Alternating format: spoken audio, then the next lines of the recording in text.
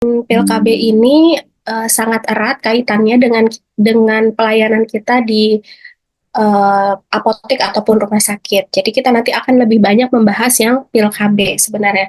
Cuma nanti secara keseluruhan tetap akan dibahas semuanya. Sebelum masuk, hmm, mohon teman-teman juga berdoa sendiri-sendiri di dalam hati. Mudah-mudahan ilmu yang didapat berdasarkan paparan saya hari ini memberikan manfaat yang baik, memberikan bekal yang baik, bukan untuk disalahgunakan, dan mudah-mudahan memberikan pengetahuan yang arahnya positif. Ya, jadi disclaimer dulu, di sini bukan ngajarin yang tidak baik, bukan mengajarkan nauzubillah min zalik ke arah yang penyalahgunaan keilmuan. Jadi saya murni di sini tujuannya adalah untuk memberikan pengetahuan pada produk-produk yang memang tersedia di pasaran yang menjadi tanggung jawab kita sebagai farmasis. Jadi teman-teman luruskan dulu niatnya, berdoa, dan kalau muslim mungkin bisa istighfar dulu dalam hati. Mudah-mudahan Allah jaga kita dengan ilmu yang hari ini akan kita pelajari dan mungkin juga sebelumnya juga teman-teman sudah pelajari waktu SMA atau pada mata kuliah sebelumnya yang terkait dengan kontrasepsi. Jadi disclaimer dulu, saya murni tujuannya adalah untuk menyampaikan keilmuan atau informasi yang terkait sediaan-sediaan yang ada ya. Jadi luruskan ya teman-teman semua dan saya nggak mau terlibat dalam hal-hal yang tidak baik yang saya yakin teman-teman juga sebenarnya tidak akan ke arah sana ya. Mungkin kebanyakan dari mahasiswa di sini juga belum menikah. Jadi mudah-mudahan pengetahuan ini membawa atau mengarahkan kita ke hal-hal yang baik saja ya. Bismillah. Nah, jadi teman-teman untuk pengertian kontrasepsi sendiri itu adalah satu metode atau alat yang digunakan untuk proses mencegah kehamilan. Tujuannya adalah untuk mengatur jarak kehamilan, menunda kehamilan, atau membatasi jumlah anak. Jadi ini mensukseskan program keluarga berencana untuk mengatur berapa jumlah anak yang diinginkan, mengatur jarak anak yang pertama dengan kedua dan seterusnya, membatasi jumlah anak sesuai yang direncanakan oleh suatu keluarga itu sendiri, gitu ya. Kemudian manfaatnya apa? Yang pertama adalah untuk mengurangi risiko kehamilan yang tidak direncanakan. Jadi mengurangi artinya tidak bisa 100% menjadi jaminan untuk tidak terjadi kehamilan apapun metode kontrasepsi yang digunakan. Jadi makanya di sini dinyatakan ini adalah mengurangi. Kemudian yang kedua adalah menjaga kesehatan ibu dan anak. Karena kita tahu kalau seorang ibu pasca melahirkan itu idealnya adalah 2 tahun setelah dia melahirkan baru dia bisa menjalani proses kehamilan lagi. Karena 2 tahun itu ada proses menyusui dan proses recovery dari uh, kondisi fisik dan mental seorang ibu. Begitu pula dengan anak. Anak butuh ikatan atau bonding tertentu dengan ibunya, dengan orang tuanya, tanpa distraksi dari adiknya. Misalkan kalau ini konteksnya adalah anak pertama, jadi kita juga mempertimbangkan kedua pihak ini. Kemudian eh, hak-hak anak akan terpenuhi dengan maksimal gitu. Jadi itu adalah salah satu manfaat dari kontrasepsi karena mendapatkan ASI, mendapatkan uh, pemenuhan kebutuhan anak itu adalah satu hak anak dan satu kewajiban dari orang tua yang uh, telah secara sadar ingin memiliki anak, ya. Kemudian yang ketiga adalah membantu perencanaan keluarga. Jadi setiap keluarga punya visi misi yang berbeda. Jadi ada keluarga yang ingin punya satu atau dua anak saja, ada yang ingin punya banyak anak, maka dia mengatur jaraknya agar semuanya tetap mendapatkan hak yang paling besar ketika anak itu baru dilahirkan sampai dia disusui begitu. Kemudian meningkatkan kualitas hidup keluarga karena eh, kenyataannya saat ini adalah memiliki anak itu berarti membutuhkan pembiayaan, membutuhkan perencanaan untuk rencana masa depan anak yang lebih baik gitu ya. Jadi jika memang keluarga mampu untuk membesarkan banyak anak itu tidak masalah gitu ya. Tapi ketika seorang ibu dan ayah memiliki satu kegiatan atau kesibukan tertentu sehingga dia hanya mampu membesarkan dengan baik satu, dua, atau tiga anak, maka kontrasepsi bisa digunakan selama pasangan suami istri ini ada dalam kondisi masih aktif secara seksual atau aktif bereproduksi. Kemudian jenis-jenis kontrasepsi secara umum dan secara pembagian kategori yang utama itu adalah dibagi menjadi kontrasepsi hormonal dan kontrasepsi non hormonal. Jadi kalau kontrasepsi hormonal tentu saja ini sediaan-sediaannya atau metode-metodenya menggunakan hormon untuk uh, bekerja di dalam tubuh. Gitu ya, kalau kontrasepsi non hormonal ini biasanya metode-metode yang digunakan tanpa adanya hormonal. Jadi ada metode-metode tanpa hormon yang mungkin bisa digunakan untuk seseorang yang sensitif terhadap hormonal ya. Jadi nggak bisa menggunakan hormonal, entah karena imunitas, entah karena sensitivitas. Sensitivitas tuh kayak misalnya ada istilah kalau di masyarakat umum itu, saya itu nggak pakai hormonal aja itu mudah gemuk, apalagi kalau hormonal saya diganggu atau ada ada rekayasa hormonal di dalam tubuh gitu ya. Jadi itu manfaat dari kontrasepsi non hormonal. Nah, yang pertama yang paling banyak digunakan dan paling banyak dikampanyekan juga, ini adalah kontrasepsi hormonal. Kenapa paling banyak dikampanyekan? Karena memang kontrasepsi hormonal ini dibuat secara ilmiah, dibuat secara hmm, terstruktur dengan memahami bagaimana kondisi fisiologis alami di dalam tubuh. Jadi memang kemungkinan proteksinya ini lebih baik dibandingkan kontrasepsi non hormonal karena dia lebih ilmiah, ritmenya lebih jelas, kemudian juga pemberian informasi dari tenaga kesehatan ini lebih akurat ketika menggunakan hormon.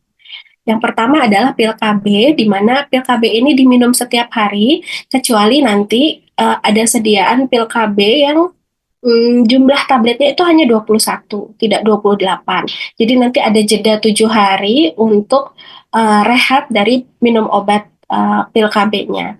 Kemudian yang suntik KB ini dilakukan ada yang 1 atau 3 bulan. Jadi setiap 1 bulan disuntik atau setiap 3 bulan itu disuntik. Nah, kalau 1 bulan itu biasanya kandungannya adalah untuk injeksinya itu adalah hormon estrogen sintetik dan progesteron sintetik atau progestin dalam hal ini. Jadi memang untuk yang suntik KB 1 bulan ini perlindungannya biasanya lebih cepat dibandingkan suntik yang 3 bulan. Atau kalau dalam bahasa farmasi itu onsetnya lebih cepat. Jadi onset itu kan begitu sediaan diberikan terus menimbulkan efek. Nah, yang 1 bulan itu dia lebih cepat dibandingkan yang 3 bulan. Cuman kalau yang 3 bulan itu memang lebih simple gitu ya. Simple itu dalam artian nggak setiap bulan dia harus bolak-balik ke bidan atau ke dokter untuk melakukan kontrasepsi dengan suntik KB. Nah, kalau yang suntik KB yang 3 bulan ini biasanya isinya progestin saja. Jadi progestin atau progesteron ya. Kalau yang 1 bulan tadi kan kombinasi itu antara estrogen dan uh, progesteron. Nah, kalau yang 3 bulan itu biasanya tunggal aja dia, progestin aja gitu. Nah, kalau 1 bulan ada lagi kelebihannya. 1 bulan itu biasanya pemulihan kesuburannya itu cepat. Jadi misalnya nih satu pasangan itu menunda pengen tahun depan aja punya anaknya gitu. Jadi selama 1 tahun dia menggunakan suntik KB yang 1 bulan, setiap bulan dia suntik. Kemudian ketika dia harus memulihkan kondisi hormonalnya, itu biasanya recovery-nya lebih cepat gitu dibandingkan yang 3 bulan. Jadi 3 bulan itu lebih lama untuk uh, pemulihan kesuburan seperti itu. Nah, tetapi plusnya lagi, kalau 1 bulan itu biasanya terjadi menstruasi, kalau 3 bulan itu biasanya hampir keseluruhannya tidak terjadi menstruasi. Walaupun ada sih kondisi-kondisi tertentu pada individu-individu tertentu tuh suntik 3 bulan juga masih terjadi menstruasi atau perdarahan yang sedikit-sedikit itu juga ada. Nah, jadi itu kira-kira kelebihan dan kekurangan dari suntik KB yang 1 atau 3 bulan. Oh iya, suntik yang 3 bulan ini juga aman untuk ibu yang menyusui karena estrogen itu kan mengganggu produksi ASI ya. Jadi kalau ibu yang menyusui, kemudian sudah kembali aktif secara seksual, kemudian dia menyusui dan belum mau hamil lagi karena masih menyusui, nah biasanya pilihan kalau dia memilih suntik itu biasanya yang 3 bulan, yang progestin aja isinya gitu. Kemudian memang sih kalau untuk kenaikan berat badan, yang 3 bulan ini lebih beresiko gitu. Jadi lebih lebih ada peningkatan nafsu makan. Jadi kenaikan berat badannya itu sebenarnya dari efek progestinnya yang meningkatkan uh, nafsu makan seperti itu. Kemudian yang ketiga adalah implan. Implan ini biasanya atau umumnya mengandung hormon progestin atau progesteron. Jadi kandungannya itu biasanya progesteron. Yang paling umum itu progesteronnya itu levonorgestrel atau etonorgestrel. Jadi antara dua itu yang paling umum. Kemudian dia biasanya eh, bisa bertahan. Memang sih tergantung ini ya, tergantung tergantung mereknya. Jadi yang ini nih, jadi implannya itu dipasang di lengan, di lapisan bawah kulitnya, terpasang 3 sampai 5 tahun. Kemudian hormon progestin atau progesteronnya itu dilepaskan secara perlahan di dalam tubuh pada penggunaan 3 sampai 5 tahun gitu. Nah, mekanismenya adalah kalau progestin, ini kan tunggal ya isinya biasanya progestin. Ini matriknya pembawanya nih plastik, plastik inert, plastik tertentu gitu ya. Eh, ada sih juga walaupun dia sudah ada studi tertentu dia inert atau tidak menimbulkan reaksi apa ya, penolakan atau alergi begitu, memang ada orang-orang yang masih saja sensitif. Jadi biasanya udah itu dia kontraindikasi pakai implan kalau kayak gitu. Eh, dia itu mekanismenya kalau progesteron atau progestin tadi ini untuk mencegah pelepasan sel telur sehingga ovulasi tidak terjadi. Kemudian progesteron juga itu bisa mengentalkan lendir serviks atau rahim gitu ya, sehingga sperma sulit gitu sampai ke sel telur. Jadi harapannya atau tujuannya atau efeknya adalah tidak terjadi ovulasi juga. Kemudian progesteron juga punya efek untuk menipiskan dinding dinding rahim. Jadi kalaupun sel telur sudah keburu dibuahi, dia nggak bisa nempel, akhirnya dia luruh juga gitu. Jadi itu adalah kira-kira uh, mekanisme dari progestin. Disuntik KB juga ada progestin, implan juga progestin, bahkan kalau implan ini progestin tunggal, pil KB juga ada progestin tunggal, ada progestin kombinasi nanti. Kemudian yang terakhir adalah IUD hormonal. Nah, IUD hormonal ini sama seperti implan, itu isinya adalah progestin tunggal. Jadi dia dimasukkan ke rahim, kira-kira gambarannya seperti ini, posisinya, kemudian penggunaan atau efektivitasnya bisa bertahan sampai 5 tahun. Nah, 5 tahun ini kan waktu yang lama, sehingga kadang-kadang juga terlupa. Jadi, yang menggunakan IUD ini harus benar-benar ada reminder untuk melepas atau mengganti IUD.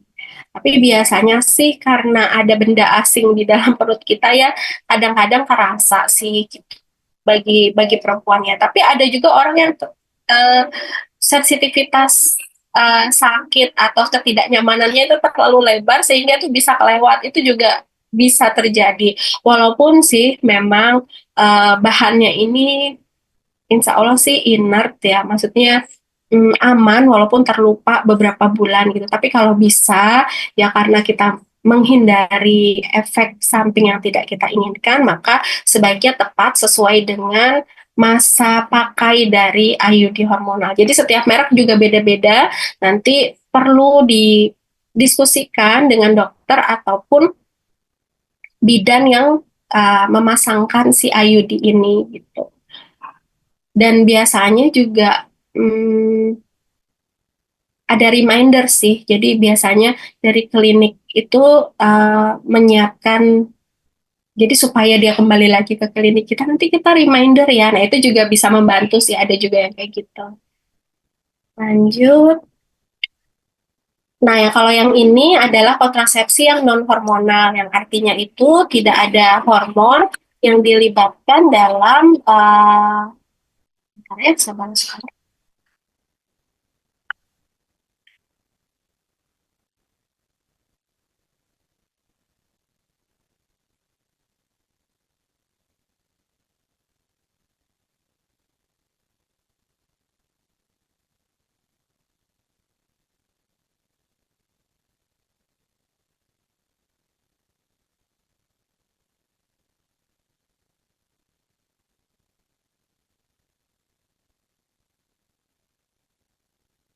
Oke, nah jadi tidak ada perlibatan hormon di dalam upaya-upaya mencegah kehamilan.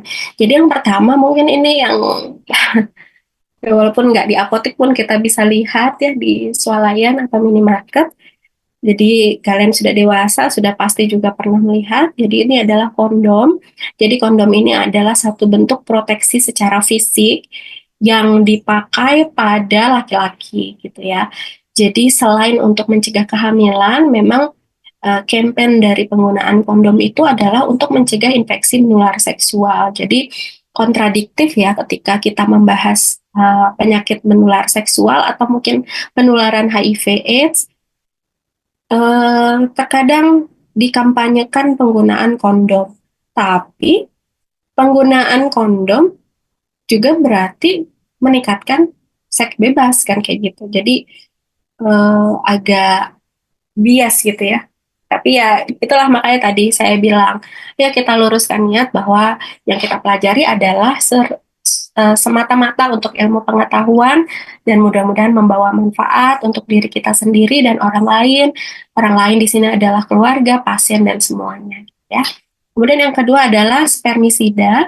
Jadi spermisida ini adalah bahan kimia pembunuh sperma. Jadi spermicide ini sediaannya itu ada yang terpisah. Maksud saya dia sediaan sendiri. Jadi bentuknya itu pada umumnya itu seperti gel atau busa lah, ya kayak gitu. Yang dimasukkan, mohon maaf sekali ya, saya sebutkan dimasukkan di sekitaran vagina gitu sebelum melakukan hubungan seksual. Itu ada, tapi ada juga yang spermicide ini, kandungan spermicide ini dimasukkan atau ditambahkan pada kondom gitu. Jadi memang sediaannya tuh udah ada spermisidanya gitu di kondomnya. Kemudian yang ketiga adalah IUD tembaga. Jadi IUD tembaga ini tidak mengandung hormon. Kalau tadi yang ini IUD-nya ada hormon yang dilepas secara sustain release. Kalau yang ini tembaga nih, nah dia secara warna beda. Ini agak kekuningan karena warna tembaga. Karena tembaga juga inert ya di dalam tubuh. Jadi dia ini adalah perlindungan secara fisik gitu. Jadi dia mengandalkan perlindungan. Jadi kalau kan bentuknya seperti ini nih. Jadi begitu sperma masuk, dia tertahan di sini, kemudian dia keluar lagi gitu. Itu proteksi secara fisikal gitu ya. Ya walaupun masih banyak juga sih kemungkinan kemampuan sperma untuk berenang kan juga bagus ya. Jadi masih bisa juga sih ada yang lolos ke sini. Makanya tadi definisi kontrasepsi itu mengurangi resiko, bukan menghilangkan resiko kehamilan gitu ya. Jadi tetap ada peluang-peluang meskipun sedikit ataupun banyak untuk tetap terjadi kehamilan. Bahkan yang mengandung progestin pun bisa jadi begitu. Gitu. Cuman secara ilmiah dan secara konsistensi pelepasan hormon, ini kan sudah dibuat serupa dengan hormon yang ada di dalam tubuh, maka memang ini lebih ilmiah dan lebih bisa dipertanggungjawabkan. Kalau yang pakai ini juga untuk orang-orang yang biasanya itu eh, secara sensitivitas itu tidak sensitif, terlalu sensitif maksud saya dengan adanya hormon. Nah, IUD tembaga ini lebih lama daya tahannya dibandingkan IUD yang hormonal, karena hormonal itu kan dia ada matrik pelepasan sustained release-nya dan itu biasanya maksimal tuh di 5 tahun. Gitu. Tapi ada juga sih beberapa merek yang lebih dari 5 tahun tapi agak jarang. Gitu ya. Kemudian metode alami atau kalau ilmiahnya itu kalau dalam bahasa eh, kebidanan itu adalah CI atau coitus interruptus. Jadi kalau pantang berkala kan ini tidak melakukan. Nah kalau CI itu melakukan tapi tidak mengeluarkan sperma pada eh, tempat yang seharusnya. Gitu. Jadi di luar. Nah, kalau pantang berkala, ini kurang ya. Satunya lagi adalah CI. Nanti saya tambahkan, coitus interruptus. Jadi pengamatan siklus menstruasi. Jadi yang paling eh, besar peluang untuk terjadi kehamilan adalah pada hari ke-11 sampai ke-16 terjadi 11 sampai ke-16 hari ke-11 sampai ke-16 setelah menstruasi. Jadi menstruasi ini dianggap hari pertama menstruasi itu hari pertama. Jadi setelah menstruasi hari ke-11 sampai ke-16 ini dia punya peluang besar untuk terjadi kehamilan. Nah, untuk supaya lebih aman lagi, ovulasi kan bisa diperpanjang lagi nih 3 hari. 3 hari setelah 6 hari paling optimal ini. Maka yang dianggap sebagai masa subur itu adalah hari ke-8 sampai hari ke-19. Tapi kan hari ke-8 sampai ke-19 itu juga cukup lama ya. Mungkin untuk apa namanya hmm, orang dewasa gitu ya yang sudah aktif secara seksual, mungkin ini terlalu lama sehingga mungkin bisa dipilih tanggal yang lebih pendek, durasi yang lebih pendek, sehari ke-11 sampai ke-16 gitu. Ini kalian dengerin saya nggak? Dengerin saya nggak? Dengar Ibu. Benar, Bu.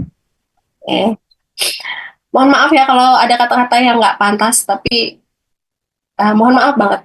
Saya sedang berusaha gitu, sepelan mungkin supaya nggak salah-salah kata. Terus ini siklus menstruasi tentunya ini tidak ada hubungan seksual. Kemudian di hari setelah ovulasi lewat di hari ke-19 itu biasanya kalau misalkan tanpa pengaman atau tambahan kontrasepsi itu kemungkinan itu juga tidak subur. Jadi peluang untuk melakukan kontrasepsi ini kan karena konteksnya adalah kontrasepsi ya.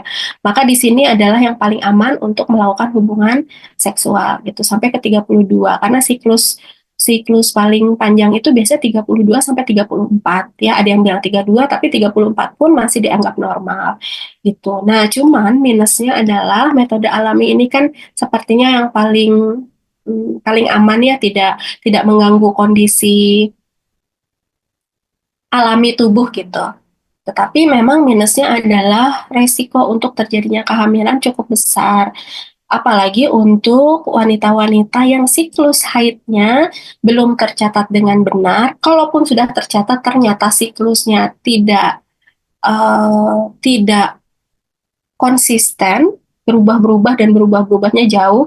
Apalagi kalau zaman kuliah itu saya paling kayaknya ini pengalaman pribadi ya, tapi mungkin teman-teman enggak. Jadi kalau saya itu kadang kalau musim hujan itu kadang saya nggak haid, entah haidnya lebih cepat gitu. Jadi ada perubahan-perubahan itu. Nah itu kan kita pikir waktu kuliah itu kayaknya masa-masa tersulit dalam hidup kita. Ternyata setelah kuliah dan kerja itu juga jauh lebih sulit. Artinya bahwa siklus menstruasi kita juga akan bisa kacau gitu ya. Dengan adanya stressing-stressing tadi. Tuh. Lanjut. Nah, ini saya sensor. Sebenarnya sediaannya ada gambarnya, cuman saya sensor sedikit. Jadi, tadi saya cerita sedikit tentang spermisida atau spermicide tadi. Nah, spermicide yang umum itu digunakan adalah nanoxynol 9. Jadi, di dalam sediaan ini adalah kondom. Jadi, di dalam sediaan ini sudah terdapat spermicide. Jadi, dia double proteksi gitu ya. Jadi, selain dia pakai latex atau karet, dia juga di dalamnya mengandung spermicide. Jadi hmm, double proteksi lah. Nah, ini juga non hormonal keduanya. Kemudian ada lagi non hormonal, yaitu metode permanen. Artinya ini dilakukan sebagai metode kontrasepsi tanpa hormon juga. Jadi ada vasektomi dan tubektomi.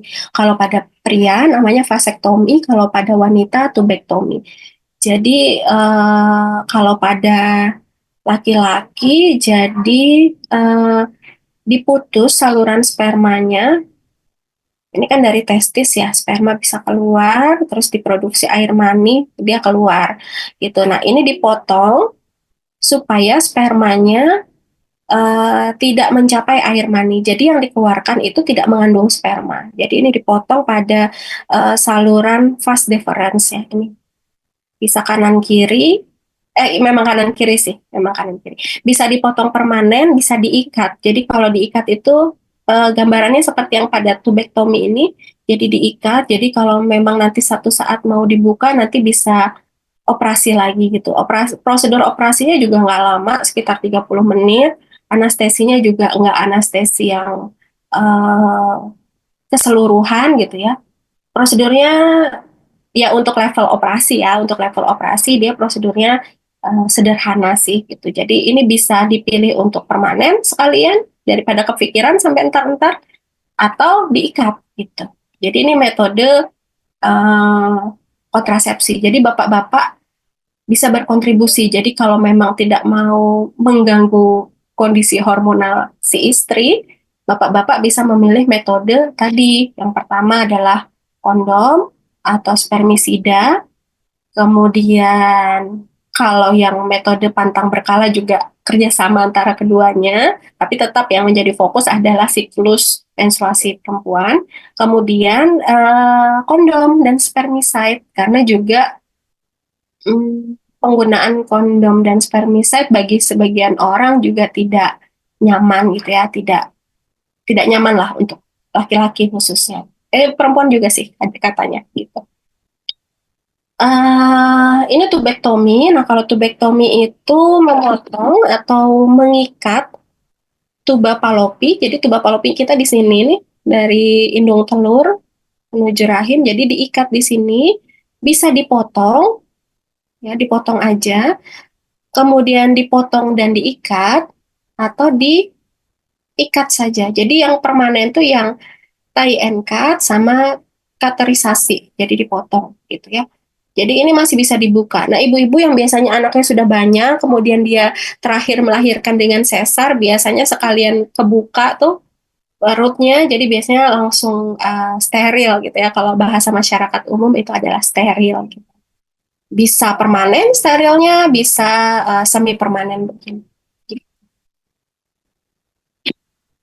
Nah, kemudian efektivitas kontrasepsi menurut data BKKBN, maaf saya lupa tulis citasinya.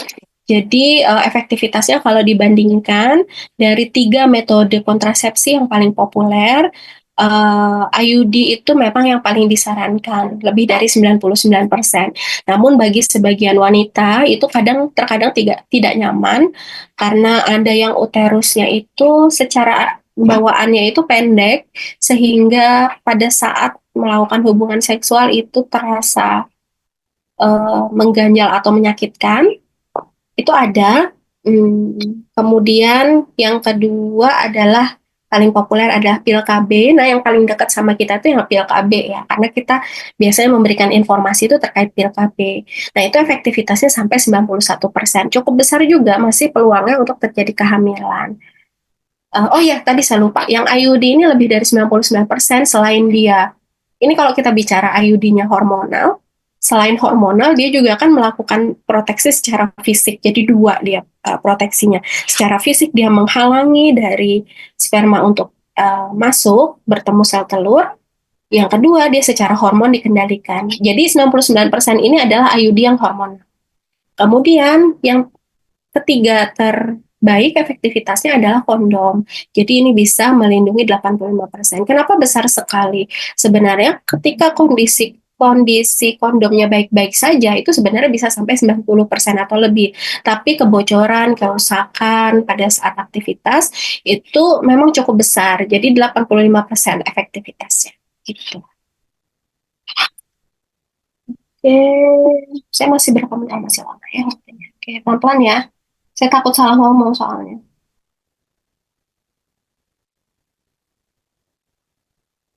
Nah, pil KB ini kenapa kita berfokusnya di mata kuliah ini adalah di pil KB karena pil KB ini adalah obat-obatan yang masuk daftar obat wajib apotik atau DOA. Jadi mungkin teman-teman juga sudah tidak asing dengan istilah DOA. Jadi DOA itu adalah obat keras lingkar merah huruf K gitu yang dapat diserahkan oleh apoteker di apotik kepada pasien tanpa resep dokter dalam jumlah tertentu. Jadi ada restriksi pada jumlahnya juga. Nah, yang sulit itu adalah ketika seseorang datang tanpa riwayat penggunaan pil KB, kemudian baru pertama kali mau pakai pil KB tanpa konsultasi. Nah, itu sih butuh tindakan atau keputusan profesional tertentu sih sebenarnya. Kalau saya dalam posisi itu, pasti saya, bukan pasti ya, mungkin saya akan melakukan sesi konseling, atau kalau memang mm, memungkinkan, saya akan minta si pasien untuk konsultasi ke dokter gitu ya. Nah, kemudian untuk pil KB ini, klasifikasinya ada yang berdasarkan dosis, yaitu ada sediaan monofasik dan multifasik. Jadi kalau monofasik dia itu dosisnya dari tablet ke satu sampai ke 2 ke 1 sampai ke 21 itu dosisnya sama, rata aja semua. Kalau multifasik dalam uh, satu blister apa namanya blister pil KB itu dia dosisnya beda-beda. Nanti kita lihat ya yang multifasik. Kemudian berdasarkan jumlah tablet, ada yang 21 dan ada yang 28. Nah, kemudian ini juga yang menjadi fokus bahasan. Jadi pil KB yang mengandung etinil estradiol. Jadi pil KB etinil estradiol itu kalau tertulis etinil estradiol dalam ejaan Inggris atau bahasa Indonesianya pakai I, pakai S, Inggris juga pakai S deh. Jadi etinil estradiol itu adalah suatu estrogen yang dibuat secara kimia gitu. Jadi menyerupai kerjanya estrogen di dalam tubuh. Jadi ketika dimasukkan ke dalam tubuh, dia menyerupai kerjanya hormon dari estrogen gitu ya. Kemudian penggunaan si etinil estradiol sebagai estrogen itu biasanya dikombinasikan dengan progestin. Contohnya progestinnya levonorgestrel, drospirenol, dan sebagainya. Nanti kita lihat lagi yang progestin apa aja. Jadi progestin ini adalah bentuk sintesis dari progesteron. Jadi biasanya kalau pil KB itu mainannya tuh di hormon estrogen dan progesteron. Tapi yang sintetik, estrogen yang sintetik namanya salah satunya etinil estradiol. Kemudian progesteron atau progestin itu banyak jenisnya. Nanti kita lihat ya. Atau progestin ya kalau bentuk sintesisnya. Dalam pil kombinasi. Jadi si ya, estrogen dan progesteron itu biasanya dalam pil kombinasi. Tujuannya udah pasti untuk mengontrol siklus menstruasi dan mencegah ovulasi atau pelepasan sel telur. Nah, mengontrol siklus menstruasi, makanya pil KB itu juga kadang-kadang diberikan kepada perempuan yang ada mengalami gangguan menstruasi. Kan macam-macam ya gangguan menstruasi. Ada yang amenore, dysmenore. Kalau amenore itu kan benar-benar tidak haid. Kalau dysmenore itu adalah nyeri haid. Nanti mungkin teman-teman ingat-ingat lagi. Tapi kalau misalkan dia pengen haid, itu sebenarnya bisa kita rekayasa di dalam tubuh dengan memberikan estrogen dan progesteron uh, sintetis atau yang bukan alami yang didapatkan secara kimia gitu ya, dimasukkan ke dalam tubuh. Nanti kalau progesteronnya mulai turun pada hari kita minum obatnya sampai 21 hari, hari ke 22 sampai 23 itu biasanya muncul menstruasi gitu. Kemudian cara kerjanya itu mencegah, oh ini tadi saya sudah ceritakan ya. Jadi cara kerjanya kontrasepsi itu yang pertama, ini dalam hal ini adalah estrogen ya, sama sih dengan progesteron. Jadi yang pertama adalah dengan mencegah ovulasi, jadi dia menghambat pelepasan hormon LH dan FSH dari hipofisis. Hipofisis itu dari perintah saraf pusat kita. Jadi pada saat kita mengkonsumsi pil KB, kadar estrogen itu dipertahankan dalam kondisi sedang. Jadi dia dalam kondisi sedang. Jadi mungkin nanti teman-teman boleh buka lagi profil hormonal pada siklus menstruasi ya. Jadi pada saat estrogen ini ada di level tengah-tengah landai begitu ya. Kalau kita grafik kan gini atau gini atau gini gitu ya. Pada saat kadarnya dipertahankan pada kondisi tengah-tengah gitu ya, si hormon LH dan FSH ini akan ada penekanan untuk uh, melakukan perintah pelepasan sel telur. Jadi ini dipertahankan gitu. Jadi kalau memang si sinyal pelepasan sel telur ini ditahan, maka biasanya ya udah nggak terjadi pembuahan karena kan sel telurnya nggak dilepaskan kan gitu. Nah sehingga pematangan sel telur juga terhambat, apalagi pelepasannya gitu. Ya, jadi untuk estrogen itu dia dipertahankan di kadar yang tengah-tengah. Sedangkan progesteron itu dia itu pada saat tadi saya bilang kalau sudah kita minum 21 hari itu pilnya sebenarnya yang 28 juga kan yang ada obatnya kan cuma 21 tuh. Nah, setelah 21 hari itu progesteron atau progestinnya akan turun kemungkinan besar atau bisa dikatakan pasti nanti akan menstruasi. Jadi tidak terjadi pembuahan juga, gitu ya. Yang kedua adalah mengentalkan lendir di serviks. Ini menyulitkan sperma untuk sampai ke sel telur sehingga tidak terjadi pembuahan. Yang ketiga mengubah lapisan endometrium, jadi membuat lingkungan di rahim itu tuh kurang cocok untuk penyematan sel telur yang sudah dibuahi. Jadi licin gitu. Jadi dia apa ya, nggak bisa nempel gitu. Jadi dia nggak bisa bisa sebelum pembuahan atau sesudah pembuahan. Jadi kondisinya nggak pas aja untuk dia tuh bertahan ada di dalam rahim. Efek sampingnya ya ini biasanya terjadi pada awal-awal aja sih penggunaannya dan cenderung lebih ringan. Jadi memang ini juga kembali lagi pada sensitivitas setiap individu. Jadi makanya kadang ada orang ganti-ganti pil, bilang saya cocok yang ini, saya nggak cocok yang itu, gitu. Saya kalau minum yang itu lebih gemuk, lebih banyak nafsu makan, saya yang itu kok jadi bulu-bulu dalam tubuh saya bertambah misalnya. Saya lebih jerawatan. Nah, itu biasa terjadi ya. Kemudian kalau efek samping yang tertulis di sini yang nomor satu dan nomor dua ini memang umum terjadi dan sifatnya juga ringan dan biasanya di awal-awal aja. Nah, yang paling berat dan fatal itu biasanya yang ketiga ini adanya tromboembolia, peningkatan resiko pembekuan darah, maaf. Jadi peningkatan resiko pembekuan darah ini tuh uh, laporannya juga masih sedikit sih, evidence base-nya juga masih lemah, tapi ada terjadi gitu ya. Jadi kalau kuliah meso waktu itu farmasi klinik ya kita ngebahas meso, dia ada beberapa dilaporkan, tapi secara evidence base dia juga tidak kuat dan tidak belum signifikan dihubungkan dengan penggunaan KB pil hormonal ya. Kemudian manfaat tambahannya atau bisa kita sebut sebagai off label itu adalah mengatur siklus haid tadi untuk orang-orang yang sebenarnya bukan tujuannya itu bukan untuk apa namanya mencegah kehamilan, tapi ada pengaturan siklus haid, kemudian mengurangi nyeri haid dan jerawat. Jadi orang-orang endometriosis itu karena dia sakit banget saat haid, dia dibantu dengan hormonal karena ada profil kekurangan atau kelebihan hormon tertentu, kemudian dia jerawat, jadi ada pil KB katanya. Saya sebut merek ya, mohon maaf. Sebenarnya nggak boleh sih, kayak Diane, Yasmin, itu katanya kan membuat wajah kita lebih cerah. Jadi itu memang sih itu efek dari hormon estrogennya ya yang digunakan itu memang betul, ditambah progestinnya itu.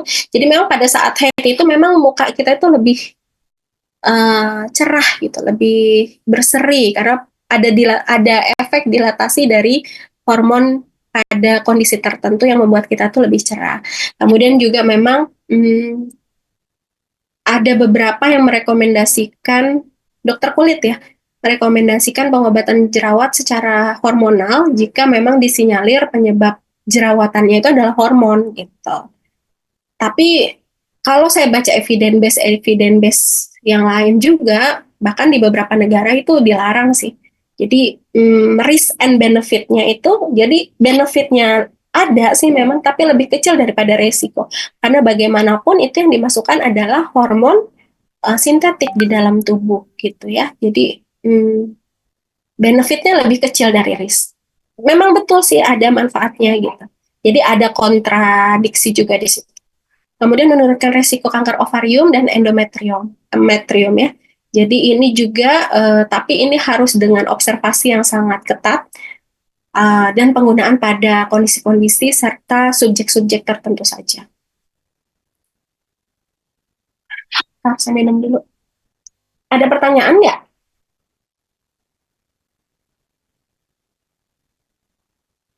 Ada pertanyaan?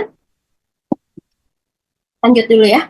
Jadi ethinyl estradiol tadi saya sampaikan atau sintetik dari estrogen itu digunakan dalam terapi penggantian hormon, pengobatan gejala menopause, dan kondisi ginekologi atau kehamilan tertentu. Tapi memang tidak umum sebagai kontrasepsi tunggal. Jadi memang kalau dia penggunaan tunggal itu biasanya ada indikasi-indikasi tertentu seperti ini nih. Ada gejala menopause, padahal usianya belum seharusnya misalnya. Nah, itu biasanya ada terapi hormon, kemudian penggantian hormon karena kondisi tertentu. Nah, ini tunggal. Tapi pada umumnya obat-obatan yang masuk ke DOA yang biasanya nanti kita serahkan di apotek itu biasanya adalah kombinasi. Jadi tidak tunggal seperti ini ya. Ini juga beberapa uh, produk luar negeri sih saya nggak tahu beredar di Indonesia atau enggak, kayak ini Thailand, ini Arab, ini India. Nah, yang kiri ini yang ada di Indonesia yang saya tahu ya. Saya nggak tahu ini apakah beredar di Indonesia atau enggak, tapi yang jelas di sini saya cuma mau nunjukin bahwa ada sediaan-sediaan yang isinya itu ethinyl estradiol tunggal gitu. Nah, ini yang umum kita temui di apotek. Ini contohnya ya, andalan pil KB ini isinya ethinyl estradiol, di mana ethinyl estradiol adalah estrogen, kemudian levonorgestrel. Levonorgestrel itu adalah apa namanya? Pasti kok saya lupa. Progesteron ya, progesteron atau progestin. Jadi kombinasi nih estrogen dan progesteron. Kemudian ini juga sama andalan pil KB andalan, ethinyl estradiol sama isinya sama yang di atas yang biru, tapi ini plus Fe karena ada wanita-wanita yang ketika menuju menstruasi itu dia anemia ya, kekurangan Fe, lelah, pusing gitu. Kalau dia punya efek samping itu ketika penggunaan ini bisa pakai yang ini. Gitu. Diindikasikan kekurangan darah misalnya. Nah, yang ini drospirenon sama ethinyl estradiol. Ini estrogennya, yang ini progestinnya atau progesteron. Kok ini levonorgestrel, ini drospirenon, terus ini drosperinol sama ini si proteron asetat. Nah, jadi itu adalah jenis-jenis dari progesteron. Nanti kita ada di slide selanjutnya. Jadi perhatikan bahwa ethinyl estradiol atau estrogen sintetik itu umumnya merek-merek ini kita lihat dia berkombinasi dengan si progesteron atau progestin. Masih banyak sebenarnya merek-merek lain, cuman ini pun saya nyomot-nyomot gambarnya di Google. Idealnya sih saya prepare lebih baik ya. Harusnya saya pergi ke apotek terus saya fotoin, tapi mohon maaf saya nggak sempat. Mudah-mudahan nanti teman-teman bisa mengeksplor di apotek kalau ada kesempatan magang atau apapun itu, nanti bisa dilihat kandungannya. Yang mana yang ada kandungan estrogen plus progesteron gitu ya. Yang mana progesteronnya, yang mana estrogennya. Nanti teman-teman harus tahu. Jadi ethinyl estradiol, sekali lagi saya ingatkan itu adalah estrogen sintetik. Kemudian kombinasinya bisa jadi dia adalah progesteron atau kemungkinan besar dia adalah progesteron. Jenis progesteronnya bisa levonorgestrel, bisa drospirenon, bisa si proteron asetat gitu. Jadi banyak gitu ya. Ini merek-merek yang nanti teman-teman bisa temui ya. Jadi kalau yang mau bikin kulit cantik dan nggak gemuk, katanya si Diane, maaf ya sebut merek, Diane, Yasmin gitu, Yas. Kalau andalan ini lebih murah, programnya BKKBN, tapi saya lebih mudah gemuk. Sebenarnya bukan secara hormonal langsung mengakibatkan gemuk ya, tapi ada peningkatan nafsu makan. Jadi kalau saya belajar di mana, di waktu mata kuliah konseling sih sebenarnya yang harus dikendalikan adalah nafsu makannya. Jadi nggak secara definitif si hormon ini tuh menyebabkan kegemukan sebenarnya gitu. Nah, ini sebenarnya nggak masuk ya dalam bahasan spesialis, cuman nggak apa-apa deh kita coba ingat-ingat. Tapi agak kabur nggak apa-apa ya. Nah, ini tuh ya pil andalan yang biasanya kita sering bantu untuk menjelaskan. Jadi, kalau seseorang itu belum pernah pakai kontrasepsi pil, ini ya, dalam hal ini pil ya. Jadi, rekomendasi kita itu biasanya, tapi nanti coba teman-teman analisis sendiri. Ini kesimpulan saya ya. Biasanya disarankan di hari pertama haid. Hari pertama haid, misalnya nanti dilihat kalau misalnya dia dapatnya hari Senin, ya udah minumnya dari sini nih, ini Senin. Terus nanti lanjut Selasa, Rabu, Kamis, bla bla bla terus aja. Nanti kalau hari pertama headnya hari Minggu, ya udah minum di sini. Jadi nanti dilihat hari pertama headnya. Nah, kemudian yang perlu diingat adalah ini pil 28 ya, yang isinya 28 contohnya. Yang putih di atas ini adalah pil yang tidak mengandung hormon atau placebo. Jadi isinya cuma gula, jadi nggak ada hormonnya. Nah, yang perlu diingat adalah sebenarnya prinsipnya adalah bahwa setelah 7 hari baru obat ini mencapai mekanisme aksi yang kita harapkan. Artinya kecil kemungkinan untuk terjadinya pembuahan atau kehamilan. Kalau belum 7 hari, misalkan nih ketika head di sini nih minumnya hari Kamis kan ini berarti di sini Kamis placebo ya, placebo, placebo. Dia minum dari sini placebo, placebo. Nah yang kuningnya berarti 1, 2 selesai haid nih, belum ya, 3, 4, 5. Nah selesai haid di sini, tapi kan berarti yang ini nih yang kuning berarti 1, 2, 3. Nah baru 5 hari, berarti dia mau berhubungan seks di sini nih. Nah ini disarankan hari Kamis dan Jumat itu masih menggunakan tambahan kontrasepsi yang lain karena efeknya belum tercapai secara sempurna. Jadi kemungkinan hamilnya lebih besar. Jadi setelah 7 hari. Jadi prinsipnya kayak gitu. Jadi gimana cara teman-teman menyampaikan? Nah itu terserah teman-teman gaya bahasanya gitu. Tapi yang jelas setelah 7 hari ini baru bisa mencapai kadar yang diharapkan. Sehingga kalau mau berhubungan seks misalnya di sini baru 4 hari minum, maka harus ada tambahan kontrasepsi yang lain gitu. Ya, begitu-gitulah prinsipnya. Nah, kalau 28 hari, misalkan dia mulai di hari Kamis, ya udah tinggal ngikutin harinya aja dia minum, nanti habis di sini kembali ke sini gitu. Nanti terjadi head, mulai lagi gitu. Itu kalau pil 28 hari. Nah, kalau ini adalah contoh pil yang 21 hari. Jadi dia nggak ada pil placebo-nya. Nah, ini agak menuntut kepatuhan yang tinggi ya, karena nanti ada jeda 7 hari tidak minum pil gitu. Jadi memang kita harus aware dengan jadwal minum obatnya gitu. Dan kita harus bisa membuat si pasien menyadari betul bahwa kerja hormonal ini sangat bergantung pada eh, kapan kita minum obat, terus ketercapaian kadarnya itu loh. Gimana ya cara membahasakannya gitu. Nah, kalau misalkan nih ada orang baru pertama kali juga nih mau pakai PKB, pilihannya pakai ini nih apa sih? Elsa. Ini Elsa nih sama ya sama isinya sama apa namanya dosisnya sama Diana ini sama. Saya ambil ini karena ada fotonya kayak gini jadi gampang. Misalnya haidnya hari Rabu, maka ya udah minum nih di hari Rabu terus kan sampai 21 hari gitu. Nanti setelah itu eh jeda 7 hari. Nah, setelah selesai ini minumnya kan selesai Selasa. Nah, nanti hari Kamis yang selanjutnya nggak minum obat. Ini kan udah nggak minum obat nih berarti dari hari Rabu nanti.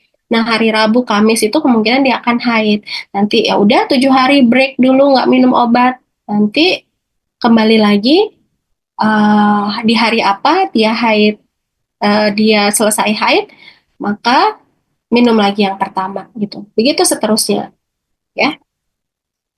Kemudian pil KB progestin, jadi isinya progesteron digunakan dalam pil kombinasi. Tadi ya, yang contohnya kombinasi-kombinasi, terus ada yang mini pil, jadi isinya progestin saja.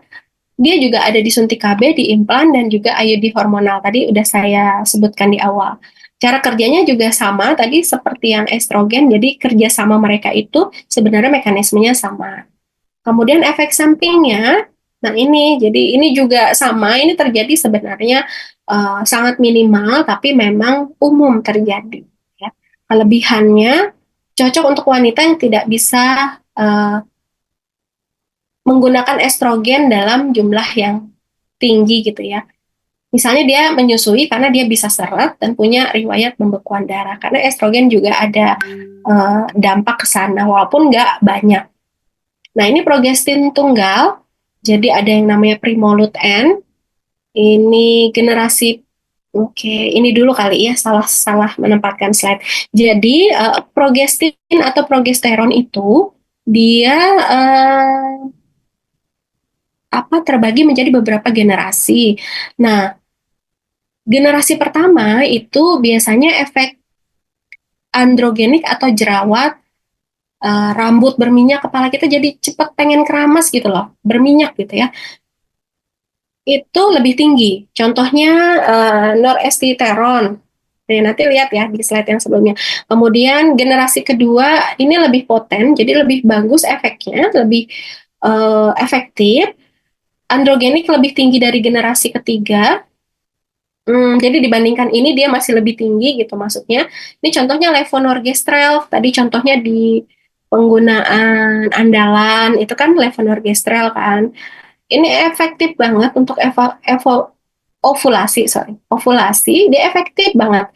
Makanya andalan itu pakai levonorgestrel itu dipilih karena memang studi studinya itu memang menunjukkan bahwa kan karena tujuan BKKBN itu adalah penekanan jumlah kelahiran, jadi ini yang digunakan. Tapi memang sih jerawatnya itu lebih besar dibandingkan yang lebih baru nih generasi ketiga, desogestrel misalnya. Siproteron asetat ini yang Diane ini ya. Jadi kalau yang nggak mau jerawatan atau rambut rontok biasanya milihnya Diane walaupun lebih pricey gitu. Tapi dikaitkan sedikit dengan resiko trombosis ini. Nah, yang generasi ketiga nih yang bisa menyebabkan tadi bekuan darah tadi. Nah, ini untuk progesteron. Kemudian generasi keempat, dia tidak ada efek anti androgenik. Jadi betul-betul nggak ada jerawat, rambut berminyak enggak gitu loh. Jadi ini populer juga gitu ya. Dia juga nggak gemuk atau tidak mengesankan gemuk karena dia retensi cairannya paling minimal di antara yang lain gitu ya. Dia juga cocok untuk orang-orang yang PCOS. PCOS itu yang sel telurnya kecil-kecil gitu. Nah, itu biasanya lebih cocok pakai ini. Nah, kemudian ada juga progestin only atau isinya cuma progestin, jadi dia tidak kombinasi atau progesteron doang, atau biasa disebut mini pill. Nah, ini yang umum. Nortisteron sama desogestrel. Ini dosis rendah. Oke, ini contohnya. Nah, ini yang generasi pertama, noresteteron. Ini generasi pertama contohnya, maaf gambarnya nggak bagus ya. Microlute, ini levonorgestrel, ini generasi kedua. Kemudian ini generasi ketiga, desogestrel. Ini generasi keempat. Ya ampun, nggak kelihatan ya. Maaf ya, nanti saya perbaiki sebelum share ke kalian slide-nya. Drospirenon ya, yang ini nih. Ini yang sediaan yang generasi keempat ini. Cerazette. Gitu. Nanti cari lagi sediaan yang lain ya. Jadi ini hanya pancingan untuk kalian untuk mencari sediaan-sediaan yang lebih banyak. Karena dalam spesialit itu sebenarnya adalah pemahaman dari sediaan-sediaan yang ada di pasaran. Nah, ada lagi yang disebut dengan pil KB darurat. Jadi, istilah lainnya adalah pil morning after, atau ada juga yang bilang post pill, ada yang bilang juga mini pill. Jadi, ini adalah kontrasepsi hormonal yang digunakan setelah hubungan seks tanpa pengaman dan saat mengalami kegagalan kontrasepsi. Pil ini dia bekerja dengan mencegah atau menunda ovulasi, mencegah pembuahan, menghambat implantasi itu maksudnya nempelnya si sel telur yang sudah dibuahi gitu loh.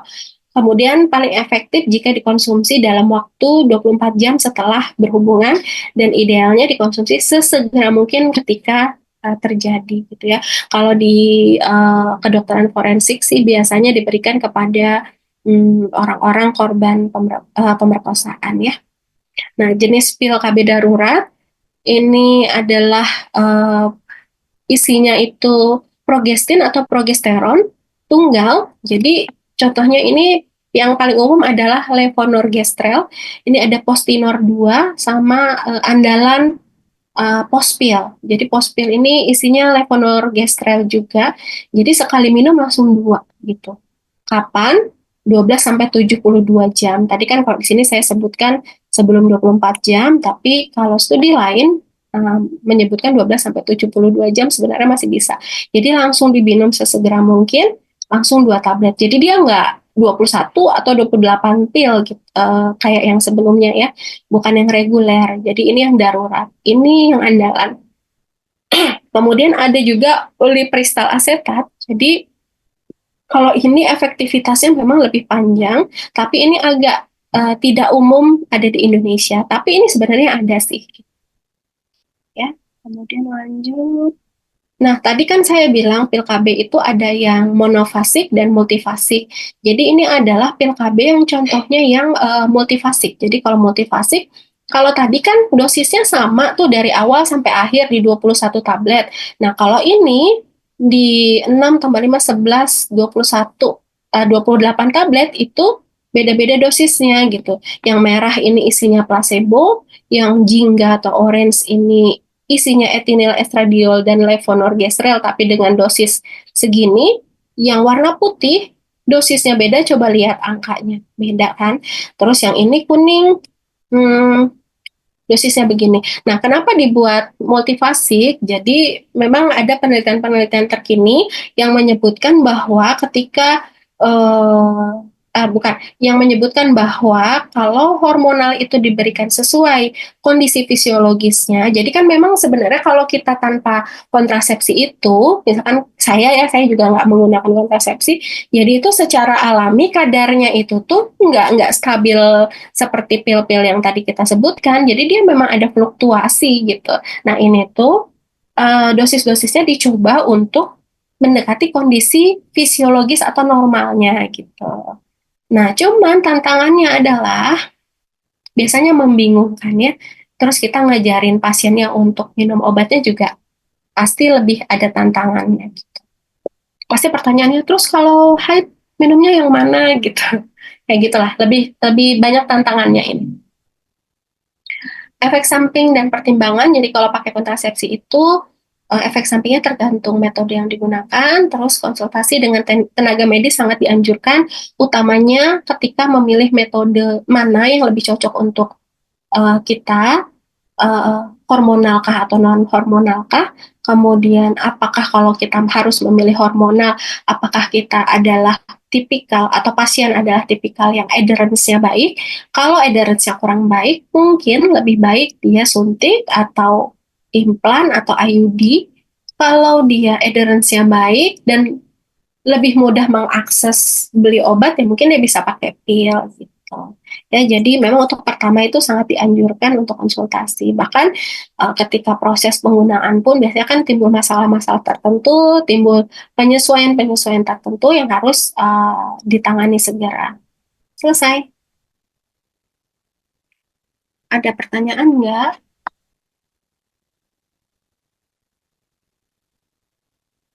Ada?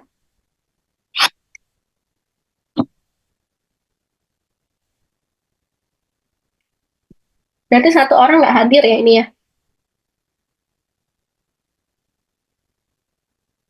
Iya, Ibu.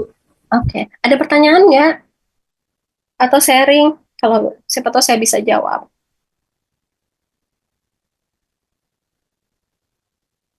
Nggak ada? Ibu, saya boleh bertanya ke Ibu. Boleh. Khairul Muzaki, silakan. Ini sebenarnya dari pengalaman sih Bu, saya juga masih bingung. Kan Hmm. kemarin tuh posisinya ibu saya lagi umroh kan ya Bu. Hmm. Terus kan pakai apa ya Bu namanya kemarin nama obatnya. Pil KB Tapi ya? dia tuh, iya Bu, tapi tuh seingat saya tuh kayak eh dia tuh kayak ada placebo-nya juga kan Bu.